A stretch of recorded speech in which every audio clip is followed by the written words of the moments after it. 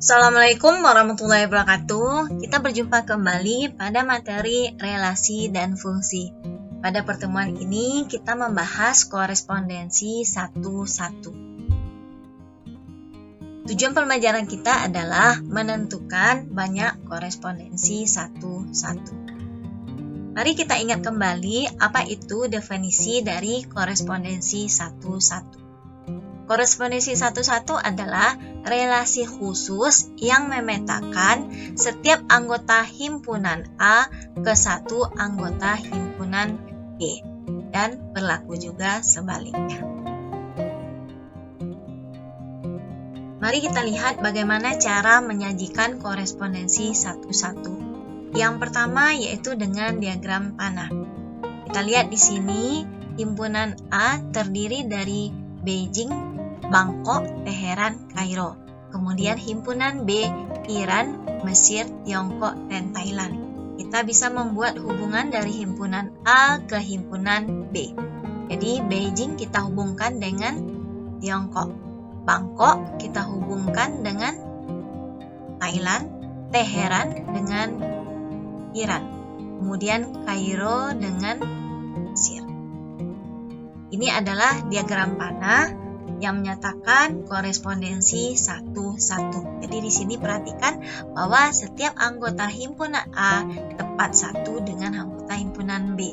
Itu juga berlaku sebaliknya, setiap anggota himpunan B tepat satu dengan anggota himpunan A.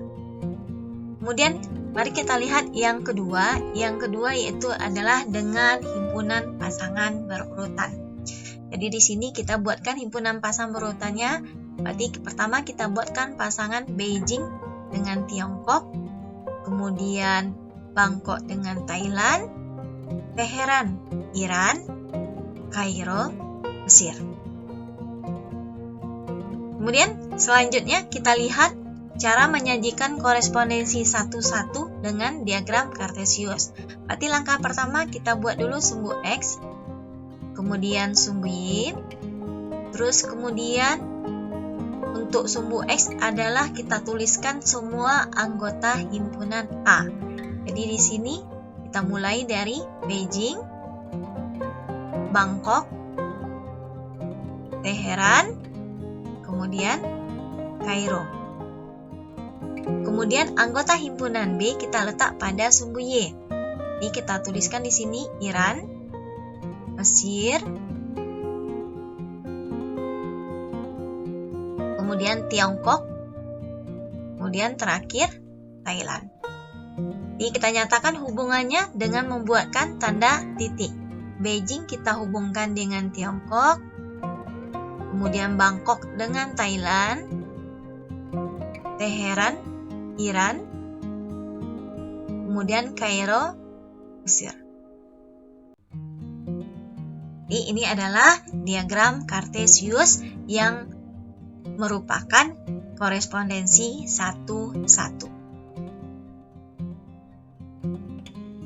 Mari kita lihat bagaimana cara membuat diagram panah yang merupakan korespondensi satu-satu. Diketahui himpunan A 36, kemudian himpunan B sama dengan A. Buatlah diagram panah yang merupakan korespondensi satu-satu. Kalau kita ingatkan kembali, apa itu definisi dari korespondensi satu-satu? Korespondensi satu-satu adalah relasi khusus yang menghubungkan setiap anggota A tepat satu dengan anggota B. Artinya apa? Kalau di sini anggota A-nya ada 2 buah, sedangkan anggota B-nya cuma 1 buah, artinya tidak akan berlaku konsep berhubungan tepat satu. Jadi artinya kalau 3 kita hubungkan dengan A, berarti 6 kita hubungkan dengan siapa? Seperti itu. Jadi artinya apa? Pada kasus ini artinya kita tidak bisa membuatkan korespondensi satu-satunya. Jadi tidak ada diagram panah yang bisa kita buat. Kenapa tadi alasannya? Karena anggota himpunan A tidak sama dengan banyak anggota himpunan B. Kemudian kita lihat yang kedua, himpunan A 36. Kemudian himpunan B anggotanya A dan B, kita buatkan diagram panahnya yang merupakan korespondensi satu-satu, kemudian kita akan tentukan banyak korespondensi satu-satu yang terjadi antara himpunan A ke himpunan B. Jadi kita buatkan gambar elis untuk menyatakan himpunan A dengan menyatakan himpunan B. Kemudian kita tuliskan anggota himpunan A 36, anggota himpunan B A, B. Kita hubungkan 3 dengan A, kemudian 6 dengan B. Ini adalah diagram panah yang merupakan korespondensi satu-satu. Apakah bisa kita buat yang lain? Ya, bisa kita buat ya. Jadi 3 kita hubungkan ke B, kemudian 6 kita hubungkan ke A. Jadi artinya hanya 2 yang bisa kita buat diagram panahnya. Jadi banyak korespondensi satu-satu yang terjadi itu adalah 2.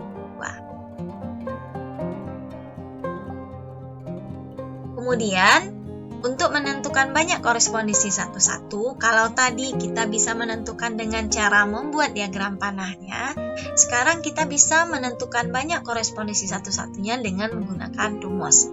Misalkan himpunan A mempunyai banyak anggota N, dan himpunan B mempunyai banyak anggota N. Maka, banyaknya korespondensi satu-satu yaitu sama dengan N faktorial. Jadi, tanda seru ini kita baca dengan faktorial. Mari kita lihat soal yang pertama. Diketahui himpunan A adalah himpunan bilangan X di mana X besar dari atau sama dengan 0, kemudian kecil dari atau kurang dari 4. X elemen bilangan caca. Kemudian himpunan B ada himpunan bilangan X di mana X lebih dari atau sama dengan 2, kurang dari atau sama dengan 7. X elemen bilangan prima. Tentukanlah banyak korespondensi satu-satu yang terjadi antara himpunan A ke himpunan B. Jadi langkah pertama apa yang harus kita kerjakan? Kita tuliskan dulu anggota himpunan A. Jadi kita tuliskan bilangan caca antara 0 dengan 4. Ini adalah 0, 1, 2, 3 ya. Ini adalah anggota himpunan A. Kemudian selanjutnya anggota himpunan B adalah bilangan prima antara 2 dan 7. Sini 2 masuk ya karena ada tanda sama. Jadi dari sini kita ketahui banyak anggota himpunan A 4, kemudian banyak anggota himpunan B-nya juga 4. Jadi artinya kita bisa menentukan banyak korespondensi satu-satu yaitu dengan rumus N faktorial. N-nya ganti dengan 4 faktorial. Berarti 4 faktorial adalah konsep perkalian dimulai dari 4 sampai 1. Jadi 4 faktorial itu cara mencarinya adalah 4 kali 3 kali 2 kali 1. Berarti jawabnya adalah 24. Kemudian kita lihat P adalah himpunan bilangan X di mana X lebih dari 0, kurang dari 12. X elemen bilangan genap. Dan Q adalah himpunan bilangan X di mana X lebih besar dari negatif 2 atau X kecil dari atau sama dengan 2. Jadi X elemen bilangan bulat. Tentukanlah banyak korespondensi satu-satu yang terjadi antara himpunan P ke himpunan Q. Jadi, angka yang pertama kita tuliskan dulu anggota himpunan P. Jadi anggota himpunan P adalah bilangan genap antara 0 dengan 12. Jadi 2, 4, 6, 8, 10. Kemudian anggota himpunan Q adalah bilangan bulat antara negatif 2 dengan 2. Di sini negatif 2-nya masuk, kemudian positif 2-nya juga kita masukkan. Berarti adalah negatif 2, negatif 1, 0, 1. Baru kita tentukan banyak anggota himpunan P, 5. Banyak anggota himpunan Q juga 5. Jadi, banyak korespondensi satu-satu yang terjadi, itu adalah sama dengan N faktorial. N-nya ganti 5, berarti 5 faktorial. 5 faktorial berarti perkalian 5 kali 4 kali 3 kali 2 kali 1. Jadi jawabnya berapa? Ya, 102.